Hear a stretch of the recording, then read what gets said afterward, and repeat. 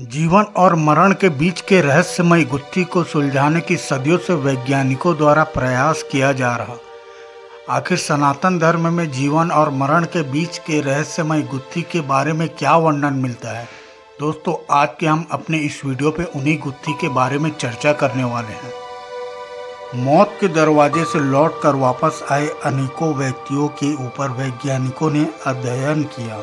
दरअसल वर्ष 1970 में अमेरिका में इसी पैरानॉर्मल विषय पर अध्ययन करने के लिए एक संस्था बनाई गई, जिसका नाम था scientific study of near death phenomena. Doctor Raymond A Moody नामक प्रख्यात मनोचिकित्सक ने इसका नाम NDE रखा।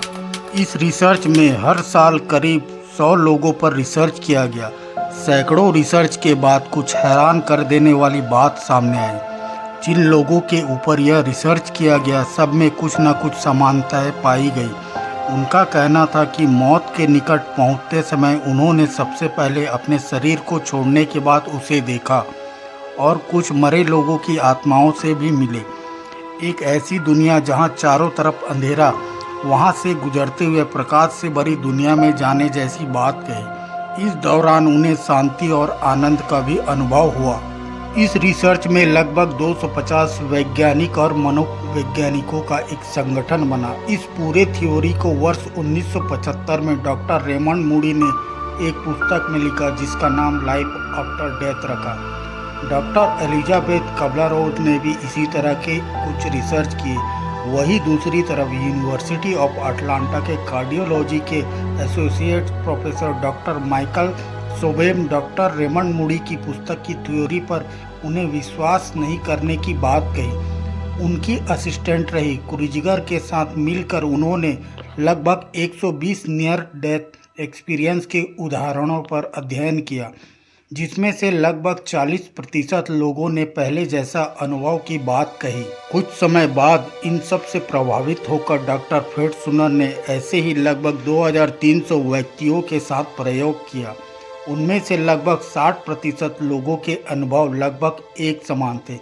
अब बात करते हैं कि सनातन धर्म में इसका क्या वर्णन मिलता है।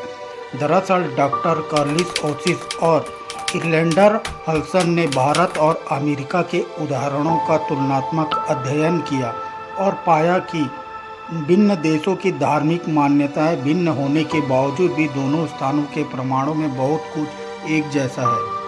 मनुष्य शरीर भी पदार्थ का समुच्चय है, जिसका मूल रूप वास्तव में ऊर्जामय है। शरीर के इर्द गिर्द फैला रहने वाला ऑरा और विचार तरंगों के रूप में अपना परिचय देते हैं। क्योंकि पदार्थ अजर है, इसलिए आत्मा को पदार्थ भर माना जाए तो भी सही है, क्योंकि मरने के बाद भी उसकी वह ऊर्जा बनी रहती है, जिसे अध्यात्म की भाषा में प्राण कहा जाता है। इस ब्रह्मांड में फैला रहने वाला ऊर्जा तरंगों से बना मनुष्य शरीर मरने के बाद भी अपना अस्तित्व बनाए रखता है।